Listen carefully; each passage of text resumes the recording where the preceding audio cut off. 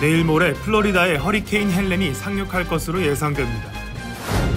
전직 뉴욕 오렌지 카운티 소속 검사가 뇌물수수 혐의로 기소된 후 스스로 목숨을 끊는 일이 벌어졌습니다. 에릭 애덤스 뉴욕시장을 상대로 연방수사관이 장기 수사를 이어가고 있습니다. 뉴욕시 셰리프국을 이끄는 보안관이 대가성 기부금 요구에 대한 의혹이 제기됐습니다.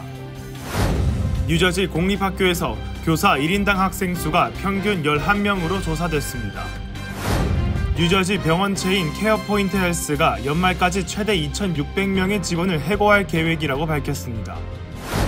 질 바이든 여사가 연간 최소 5억 달러를 여성 보건 연구 부문에 투자하는 사업 계획을 밝혔습니다. 지난 주말 브루클린에서 한 무리가 거리에서 흉기를 이용해 난투극을 벌였습니다. 맨해튼 지하철역 계단에서 칼부림 사건의 용의자가 체포되었습니다. 지난 주말 필라델피아 거리에서 수백 명의 위험한 드래그 레이서들이 테러를 벌였습니다.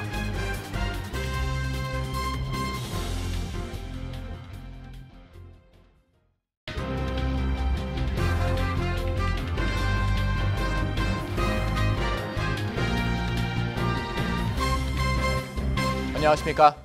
KBTV 뉴스9 이창원입니다.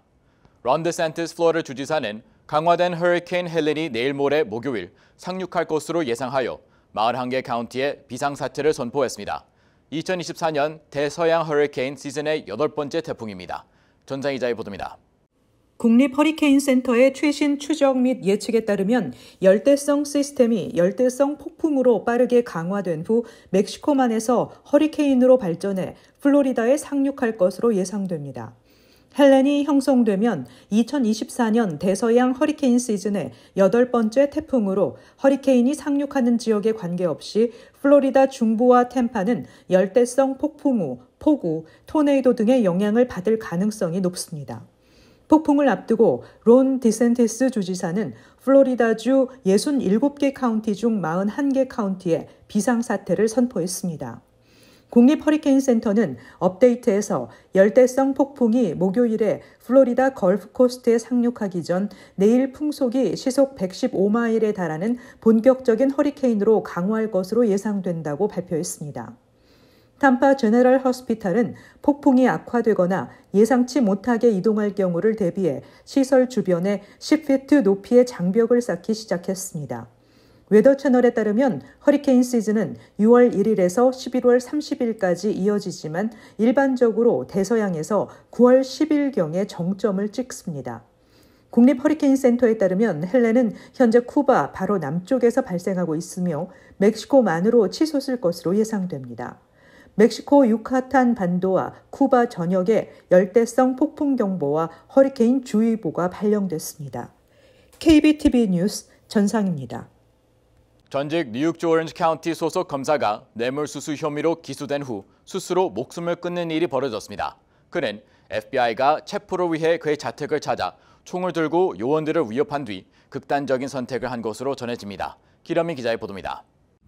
뉴욕 오렌지 카운티 검찰청 소속 전직 검찰청 고위 간부가 뇌물수수 혐의로 기소된 가운데 지난 화요일 FBI가 그를 체포하려고 자택에 도착하자 스스로 총을 쏴 숨지는 사건이 발생했습니다.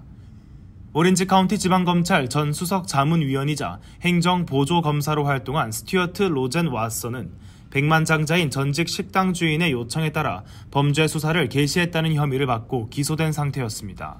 공개된 기소장에 따르면 로젠 왓슨은 뇌물수수, 뇌물공모, 공무원 권한을 이용한 갈취와 허위 진술, 사기 공모, 전신 사기 혐의를 받고 있습니다. FBI는 로젠 왓슨을 체포하기 위해 오렌지 카운티 컨벨홀 타운에 있는 그의 자택을 지난 화요일 오전 방문하자 로젠 왓슨가 총을 들고 FBI 요원들에게 겨누었습니다. 이에 FBI 요원 중 한 명이 방어 사격으로 총탄을 한 발 쏘자 로젠 왓슨은 자택에 몸을 숨기고 결국 극단적인 선택을 한 것으로 전해집니다. FBI는 성명을 통해 연방수사요원이 개입된 총격 사건에 대해 조사가 진행 중이라며 입장을 밝히지 않았습니다. 기소장에 따르면 로젠 왓슨은 최소 6만 3천 달러의 뇌물을 수수한 혐의를 받고 있습니다. KBTV 뉴스 길려민입니다. 2021년 뉴욕시장 선거 당시 선거 자금 모금 과정에서 불법적인 자금이 흘러 들어왔는지에 대해 에릭 애덤스 뉴욕시장을 상대로 연방수사기관이 장기 수사를 이어가고 있습니다.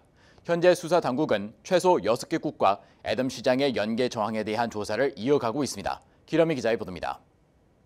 에릭 애덤스 뉴욕시장의 선거자금 관련 수사를 이어가고 있는 FBI는 그가 2021년 뉴욕시장 선거에 출마했을 당시 최소 6개국과 긴밀히 연계돼 캠페인 활동을 이어간 것으로 보고 조사를 이어가고 있습니다.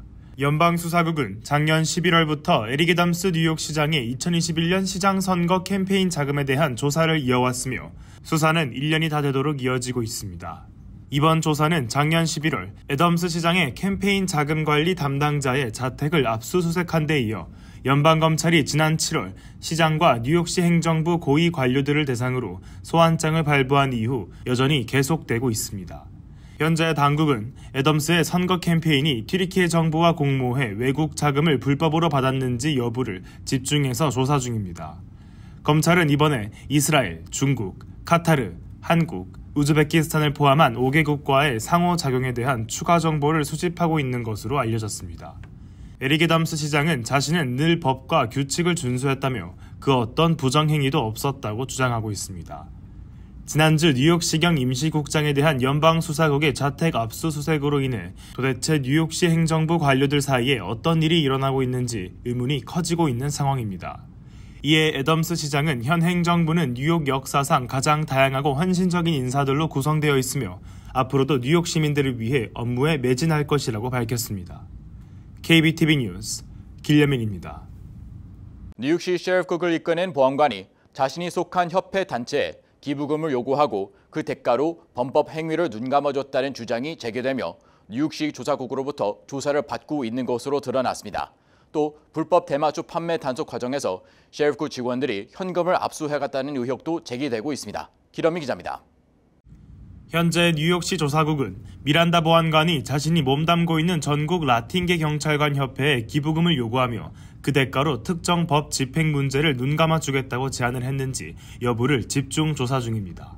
두 소식통에 따르면 최근 셰리프국 소속 미란다 보안관에 대한 고소장이 제출된 후 뉴욕시 조사국에서 직접 나서서 조사를 진행 중인 것으로 전해집니다.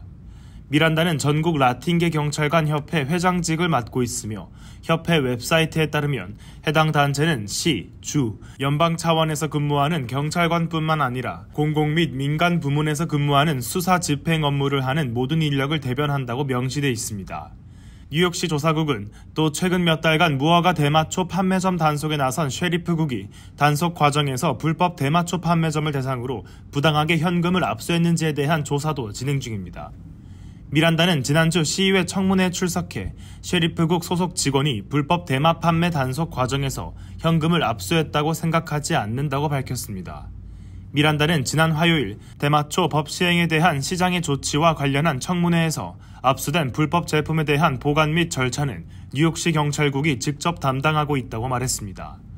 그는 압수된 불법 제품들은 압수한 상황과 장소에 따라 NYPD가 보관용 또는 수사 증거로 수집하며 이에 대한 증명서를 발급해주고 있다고 밝혔습니다. 하지만 미란다와 갈등을 빚고 있는 노조 관계자들은 미란다가 언급한 증명서 발급 절차가 사실이 아니며 뉴욕시경이 아닌 셰리프국 부보안관들이 압수한 현금 및 물품에 대한 바우처를 직접 발급한다고 전했습니다. 뉴욕시 조사국은 뉴욕시 자체 감독 기관으로 시의 부패를 척결하는 조사 역할을 맡고 있습니다. 애덤스 시장은 2022년 5월 미란다 보안관을 셰리프국 수장으로 임명한 바 있습니다. KBTV 뉴스 길려민입니다. 뉴저지 공립학교에서 교사 1인당 학생 수가 평균 11명으로 조사됐습니다. 교육 전문가들은 교사 1인당 학생 수 비율이 낮을수록 교육 효과가 높다는 입장입니다. 특히 초등학교의 경우 소규모 학급을 유지하는 것이 중요하다고 강조했습니다. 전장 기자의 보도입니다. 스타 레저가 뉴저지주 교육국의 2022-2023 학년도 자료를 분석한 결과 뉴저지 공립학교 평균 교사 1명당 학생 수는 11명으로 집계됐습니다. 한인 밀집 학군 대다수도 교사 1인당 학생 수 지표도 주 평균과 비슷하게 나타났습니다. 노던밸리 리저널 학군의 경우 교사 1인당 학생 수가 9명으로 가장 적은 것으로 나타났고 리치필드 10명, 테너플라이 11명, 팰리세이드 파크 12명, 포틀리 12명, 레오니아 12명 등 교사 1인당 학생 수가 10명에서 12명 수준을 보였습니다. 교육 전문가들은 교사 1인당 학생 수 비율이 낮을수록 교육 효과가 높다는 입장입니다. 뉴저지 칼리지의 타비샤 델 안젤로 교육학 교수는 소규모 학급이 학생의 성취도와 사회 및 정서적 발달에 긍정적인 영향을 미친다는 것을 시사하는 연구 결과가 많다고 밝히고, 교실이 혼잡하면 교사가 학생의 개별 요구를 듣고 관심을 갖기 어렵다며, 특히 초등학교의 경우 아직 학생들이 기초를 닦고 서로 협력하는 방법을 배우기 때문에 소규모 학급을 유지하는 것이 중요하다고 말했습니다. 아울러 학급 규모는 저소득층 학생들에게 더 큰 영향을 미친다고 전했습니다. KBTV 뉴스 전상입니다. 뉴저지 병원들이 대부분 부족한 인력을 보강하고 탄탄한 운영을 이어가고 있는 가운데 예외적으로 병원 체인 케어포인트 헬스가 연말까지 최대 2,600명의 직원을 해고할 계획이라고 밝혔습니다. 병원이 직원의 상당 부분을 해고하는 경우는 상당히 드문 일입니다. 전장 기자의 보도입니다. 케어포인트 헬스는 주 노동부의 허드슨 카운티 병원 3곳에서 12월 12일에 해고가 시작된다는 통지를 제출했습니다. 호보켄 유니버시티 메디컬 센터는 900명을 감원하고 베이언 메디컬 센터는 859명을 감원하며 저지시티의 크라이스트 하스피털은 843명을 감원할 예정입니다. 이 소식은 뉴저지 의료 산업의 많은 구성원들이 전례 없는 성장을 경험하고 있는 가운데 전해졌습니다. 주 전역의 병원 시스템은 오히려 대규모 확장 노력을 기울이고 있습니다. 하지만 케어포인트는 수년 동안 문제에 시달려왔습니다.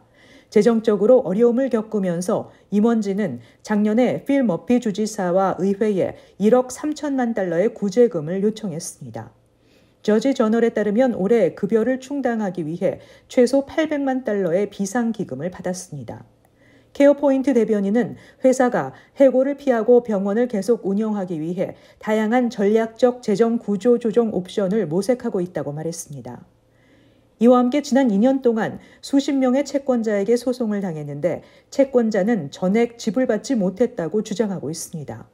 케어포인트는 10년 전 이 병원이 파산에 직면했을 때 인수했으며 병원을 영리기업으로 만들고 운영하면서 최소 3년 연속으로 전국의 다른 병원보다 더 많은 비용을 청구해 가장 비싼 병원 중 하나로 빠르게 자리매김했습니다. 한 여성은 심장 박동 조절기 시술과 3일 미만의 입원에 대해 22만 5천 달러를 청구받았습니다. 케어포인트의 소유주는 2019년에 주 조사관으로부터 수년간 수수료 1억 5,800만 달러를 받은 혐의로 기소됐습니다. 케어포인트는 기부자를 통해 자금을 모으고 주 지원을 신청하기 위해 최근 비영리 단체로 전환했으며 저지 시장과 호보큰 시장을 포함한 일부 허드슨 카운티 관리들은 병원을 계속 운영하기 위한 계획을 세우기 위해 케어포인트 이사회에 합류할 것이라고 언론들이 보도했습니다. KBTV 뉴스 전상입니다. 조 바이든 여사가 미국 여성들이 직면해 있는 보건 불평등을 해소하기 위한 일련의 사업을 위해 연간 최소 5억 달러를 여성 보건 연구 부문에 투자하는 사업 계획을 밝혔습니다. 여성 관련 사업 계획은 바이든 정부의 가장 핵심적 과제였습니다. 전장 기자가 전해드립니다. 질 바이든 여사는 클린턴 재단의 클린턴 글로벌 이니셔티브 자선기구의 뉴욕 연례 행사에 참석해 여성 보건 연구 부문을 위한 투자 계획을 발표했습니다. 행사에서는 또 조 바이든 대통령을 2024년 클린턴 글로벌 시티즌으로 지명하고 시상식을 거행했습니다.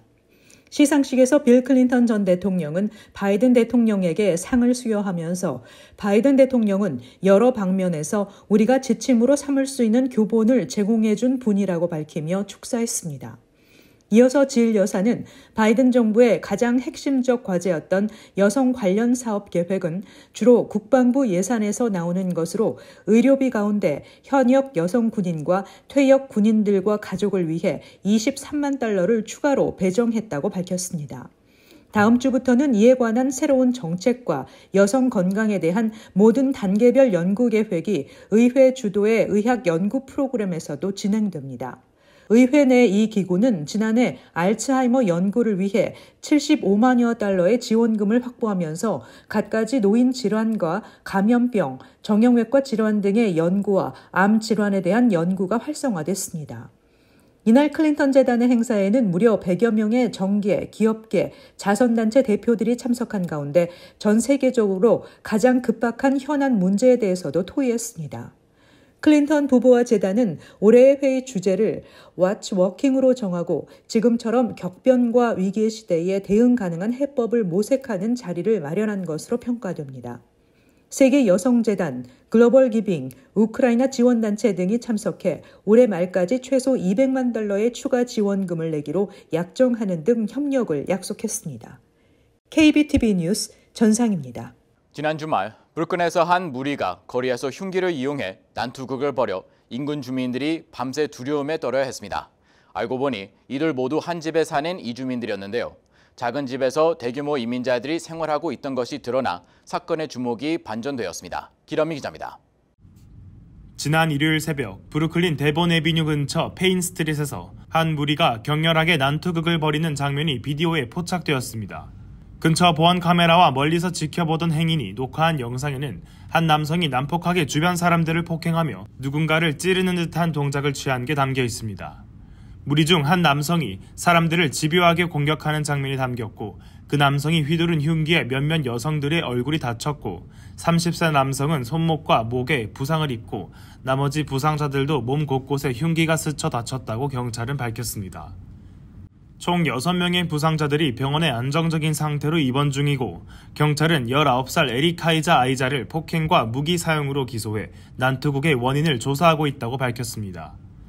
해당 영상을 녹화한 익명의 이웃 주민은 그들의 난투극은 점점 심해졌고 대략 15명의 사람들이 서로 치고받고 싸웠고 밤새 두려움에 떨어야 했다고 전했습니다. 이 사건으로 여러 매체와 경찰이 목격자 진술을 요구하자 인근 주민들은 모두 한 주택을 가리키며 난투극에 연루된 모든 사람들이 한 집에 같이 사는 사람들이라고 진술했습니다. 사건이 발생한 현장 가까이에 평범한 규모의 집에 31명의 성인과 아이들이 동네의 골칫거리였다고 말했습니다.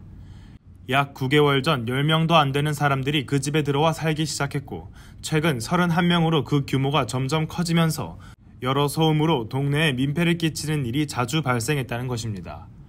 또한 인근 주민인 크리스 하나는 그 집에 사는 남자와 어린아이가 근처 쇼핑몰에서 물건을 자주 훔치는 것을 목격했으며 그 집에 사는 아이들은 인근 주민들의 집 현관 앞에 도착한 아마존 택배들을 자주 훔쳤다고 덧붙였습니다. 주민들은 6개월에 걸쳐 몇 번이고 신고를 했지만 아무런 조치도 없었다고 전했습니다. 그들은 주말 밤새 파티를 열고 시끄럽게 굴며 동네를 배회했고 사건이 발생한 주말에도 생일 파티를 하고 있었다고 인근 주민들은 진술했습니다. 결국 뉴욕시 경찰국의 응급서비스팀에서 작은 집에서 터를 이룬 이 대규모 이민자들을 긴급 이주 조치시켰다고 밝혔습니다. KBTV 뉴스 길레민입니다. 맨해튼 지하철역 계단에서 칼부림 사건이 발생했는데요. 지하철역 계단에서 우연히 부딪힌 것으로 인한 칼부림으로 밝혀졌습니다. 칼로 찌르고 현장에서 도주한 용의자가 체포됐습니다. 전장 기자가 전해드립니다. 경찰에 따르면 지난주 금요일 이스트빌리지의 14번가와 A애비뉴 L 열차 입구에서 29세 남성이 계단을 내려가던 중 실수로 누군가와 부딪혔고 두 사람은 말다툼을 벌였습니다. 논쟁이 격해지자 다른 남성이 칼을 꺼내 피해자의 등을 찌르고 도주했습니다. 피해자는 병원으로 급히 이송됐으며 회복 중입니다. 경찰은 사건 이후 3일 동안 용의자를 추적했고 27세 레이먼드 쿼크로 확인된 용의자는 1급 및 2급 폭행과 무기 소지 혐의로 기소됐습니다. 사고 지역 주민들은 지난 6월 이 지역에서 치명적인 칼부림 사건이 발생한 후 몇 달 동안 긍정적인 변화가 있었다고 생각했는데 몇 달 만에 또 이 같은 사고가 났다며 이 지역은 쓰레기 투기, 노숙자 문제, 불법 노점상 등의 문제로 수년간 겪어온 삶의 질에 대한 우려가 많다고 호소했습니다. 에릭 아담스 시장은 앞서 이 지역의 청결과 안전을 위해 경찰 순찰을 더 늘리겠다고 약속했으며 효과가 있었던 것으로 보입니다. KBTV 뉴스 전상입니다. 지난 주말 필라델피아 거리에서 수백 명의 위험한 드래그 레이서들이 테러를 벌였습니다. 그들은 불꽃놀이를 터뜨리고 차량을 파손하며 혼란을 제어하려는 경찰에게까지 돌진하는 등 폭력적인 행동을 보였습니다. 경찰은 사건 당일 몇 명이 체포되었으나 소셜미디어 모니터링을 통해 앞으로 있을 모임을 방지하는 등의 추가적인 단속을 통해 더 많은 체포가 있을 것이라고 밝혔습니다. 최슈 기자입니다. 지난 주말 필라델피아 거리에서 수백 명의 드래거 레이서들이 테러를 벌였습니다.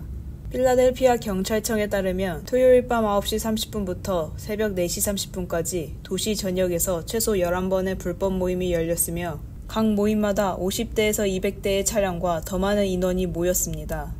목격자들이 촬영한 영상에는 교차로에서 차량이 불을 지르며 회전을 하고 근처 사람들이 차량과 불꽃을 피하려고 도망치는 장면이 담겼습니다.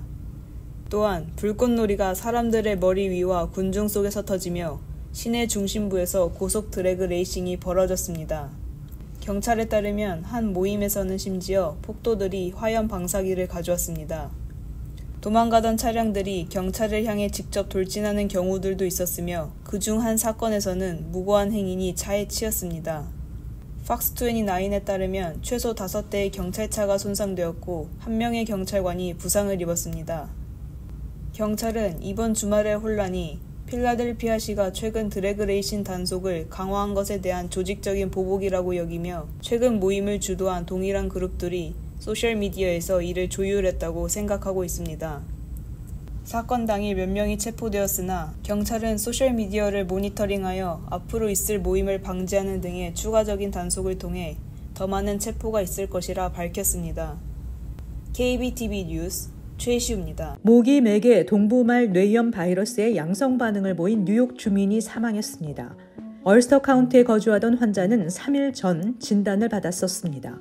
동부말 뇌염은 보통 매년 2-3군데 군에서 보이지만 올해는 지금까지 15개 군에서 발견되었고 뉴욕주 전역에 흩어져 있는 상황입니다. 생명을 위협하는 모기 매체 질병은 백신이 없어 위협이 되고 있습니다.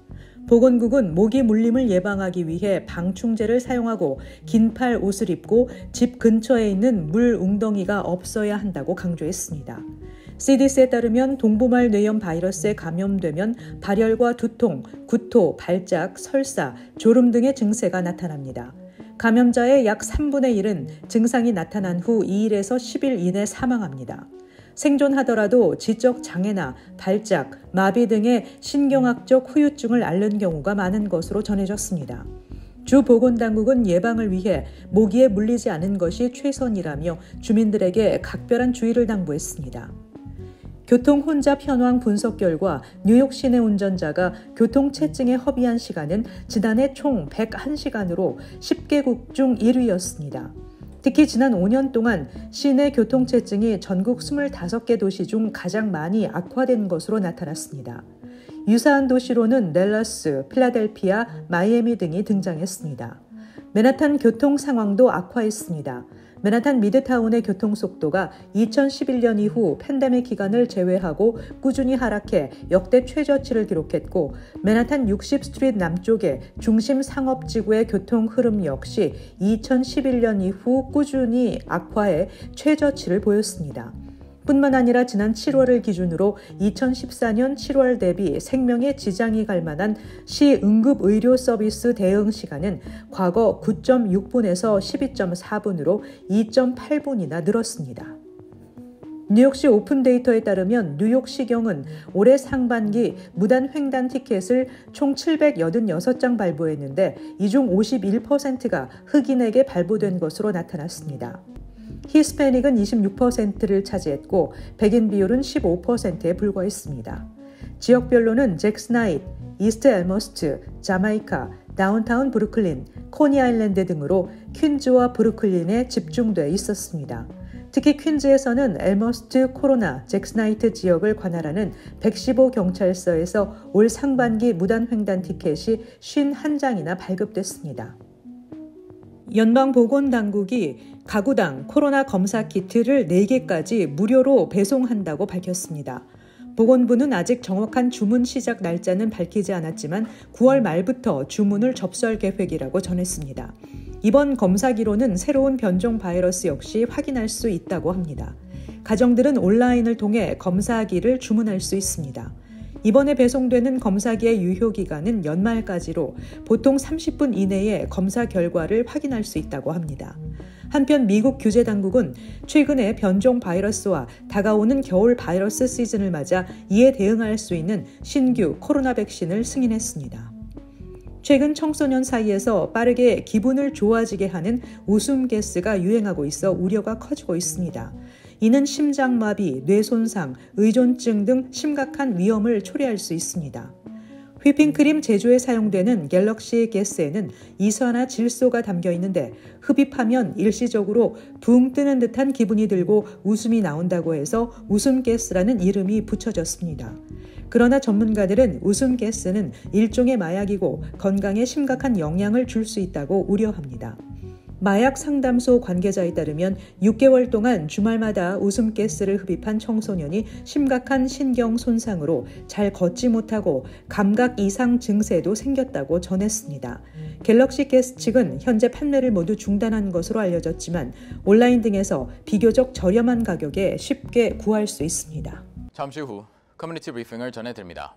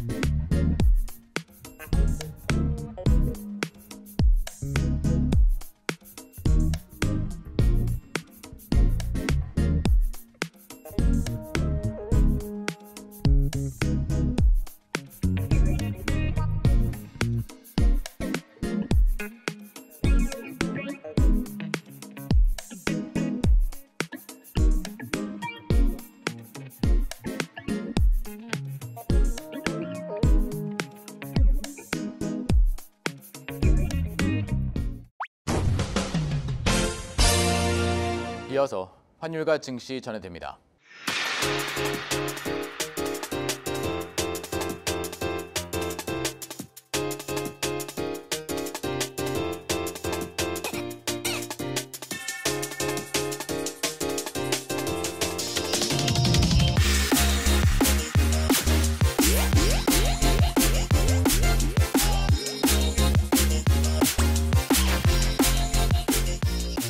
잠시 후 뉴욕과 뉴저지 날씨 전해드립니다.